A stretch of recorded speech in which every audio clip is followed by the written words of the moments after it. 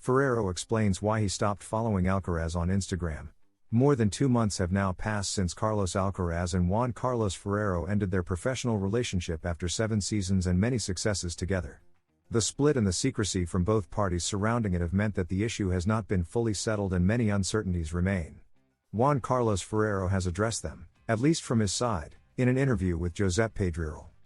In a preview of the interview, which will be released in full this Thursday at 3:30 p.m. Spanish time on El Cafelito de Josep Pedrerol, the Alicante-born coach gave his version of what happened, stressing that his decision to part ways was not motivated by financial reasons, as had been rumored. "I didn't do it out of spite. As a result of the affection forged and the relationship they maintained over 7 years, Ferrero hopes for a reunion with Alcaraz. I want to see him and give him a hug. To normalize everything that has happened, I think there's still a conversation pending. I would like that." One of the controversial steps Ferrero took after the separation was unfollowing the current world #1 on social media, a move that, according to Juan Carlos himself, does not carry any negative undertone nor indicate any kind of problem between the parties. "I don't follow him because I need a little bit of time to create some distance.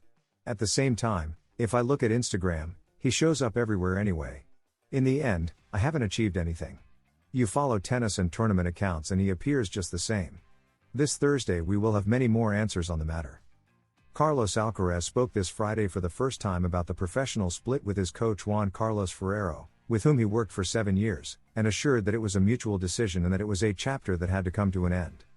Ahead of his debut at the Australian Open, the Murcia native explained in a press conference that the separation was taken normally and with gratitude, while reaffirming his full confidence in the team currently accompanying him. "It's a chapter in my life whose ending had to come now.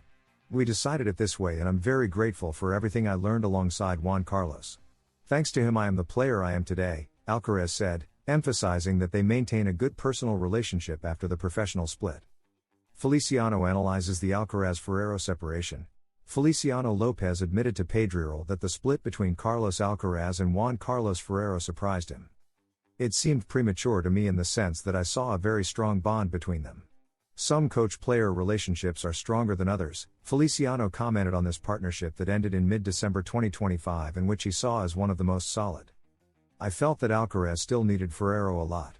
That's why I publicly said it seemed a bit premature, even though I believed and knew that Alcaraz is so good that he would be capable of continuing to win," added the former tennis player. Carlos Alcaraz is already in the United States to soon take part in the Masters 1000 in Indian Wells.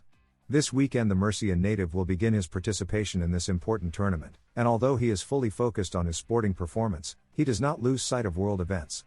In particular, attention is focused on the armed conflict recently triggered by the attack by the United States and Israel against Iran, a war that continues to intensify and impact several countries in the Middle East. Alcaraz was in that region just a few days ago. However, others were not so fortunate and were stranded, unable to move to their new destinations. Carlos Alcaraz hits the ball during the final of the ATP 500 in Doha. Reuters. "It was unexpected because just a few days or a week earlier we were all competing there. Suddenly, all this happened. Seeing some players trapped there, unable to compete, was worrying, at least from my perspective," Carlos Alcaraz commented regarding those colleagues affected by the conflict. After the Doha tournament, the one in Dubai was played. The Spaniard did not take part there, but top players such as the Russians Daniil Medvedev, Andrei Rublev, and Karen Khachanov, as well as the Dutchman Talon Griekspoor, among others, did. Suddenly, they found themselves immersed in the outbreak of war after the attack by the United States and Israel, and with the closure of the airspace they were unable to leave the United Arab Emirates. Remaining undefeated. For now, Carlos Alcaraz remains unbeaten in 2026. After being crowned Australian Open champion, his main goal for the season, he also won the ATP 500 in Doha, defeating the Frenchman Fils in the final. He is currently competing in his first Masters 1000 of the year, Indian Wells, a tournament with which he has a special relationship, as he has already won 2 titles there in his still short career. The Murcia native debuted there in 2023, achieving victory over Daniil Medvedev, 6-3, 6-2, and in 2024 he repeated the title against the same opponent. Alcaraz arrives at this new competition full of confidence. His victory in Australia made him the youngest player in history to complete the career Grand Slam. At 22 years and 272 days old, he completed the set of the 4 majors, Roland Garros, Wimbledon, US Open and Australian Open. In his first press conference ahead of his debut in Indian Wells, the Spaniard highlighted the reason for his excellent start to the season. "I think I manage my emotions better on court," he stated. "I would say that has been the key to the level I've been showing lately. Because I control myself and, from calmness, I find solutions," he added. "I'm very satisfied with how my year started. I hope this streak continues, or at least I will try, but I'm happy to see that I'm playing high-level tennis," he concluded. Boris Becker points out the main difference between Alcaraz and Sinner. Few voices are more authorized to talk about tennis than Boris Becker's. The former German tennis player, winner of 6 Grand Slams and one of the most precocious players in history, he won Wimbledon at just 17 years old, knows firsthand what the pressure of the elite tennis world is like and has analyzed the situation of Carlos Alcaraz and Jannik Sinner, the two current dominant forces on the tour and winners of the last 9 Grand Slams. The two-time Australian Open champion, 1991 and 1996, 3-time Wimbledon champion, 1985, 1986 and 1989, and 2-time US Open champion, 1989, believes that too much pressure should not be placed on Alcaraz and Sinner when comparing them to the big three, Federer, Nadal and Djokovic. "It's very difficult. It's a long road and I wouldn't put too much pressure on Carlos and Jannik, they are very young, so we have to give them a bit of space to develop. They certainly have the talent and the power, but you would have to ask me in 15 years and then I can answer," Boris Becker said this Tuesday in Madrid at the event announcing the nominees for the Laureus Awards 2026, where Sinner and Alcaraz are nominated for Sportsman of the Year, alongside Ousmane Dembélé, Mondo Duplantis, Marc Marquez and Tadej Pogacar. The former German tennis player, born in Lyman on November 22, 1967, stated that no one is invincible but that at this moment Alcaraz is clearly number one.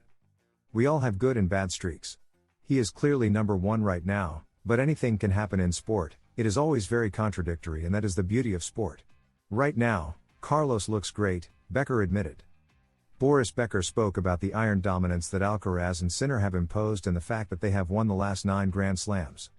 "That's good for them and bad for the others. We thought that after the era of Nadal, Federer and Djokovic we wouldn't have another upcoming superstar and now we have two," Boris Becker analyzed. "Tennis is more popular than ever and you have two different characters. Spain is very fortunate because it had Nadal for 20 years and now it has Alcaraz, who is an emotional and charismatic player. And opposite him is a colder player like Jannik Sinner, who is completely the opposite of him, but both are very good and this competition between them will be there for years," the former German tennis player indicated. Finally, Becker spoke about his compatriot Alexander Zverev and wished that he can achieve his first Grand Slam title this season. "He has played many finals, this year is another opportunity," Becker concluded. How much money would Carlos Alcaraz pocket if he lifts the title in Indian Wells? The ATP has made public the prize money for the Indian Wells tournament, the first Masters 1000 of the season. And as in every ATP tournament, there will also be substantial prize money for all the players. Carlos Alcaraz, champion this year of the Australian Open and the ATP 500 in Doha, leads earnings this season with more than $3 million, specifically a total of $3,301,730. The Murcia native, in tremendous form, will look in Indian Wells for his third title of the year and to continue adding money to his bank account. The ATP has already made public the prize money for Indian Wells 2026 and the winner will take home $1,151,380. The finalist will pocket $612,340, while the semi-finalists will earn $340,190. Reaching the quarterfinals will bring a prize of $193,645. The rest of the prize money will be distributed as follows. Fourth round, $105,720. Third round, $61,865. Second round, $36,110. First round, $24,335.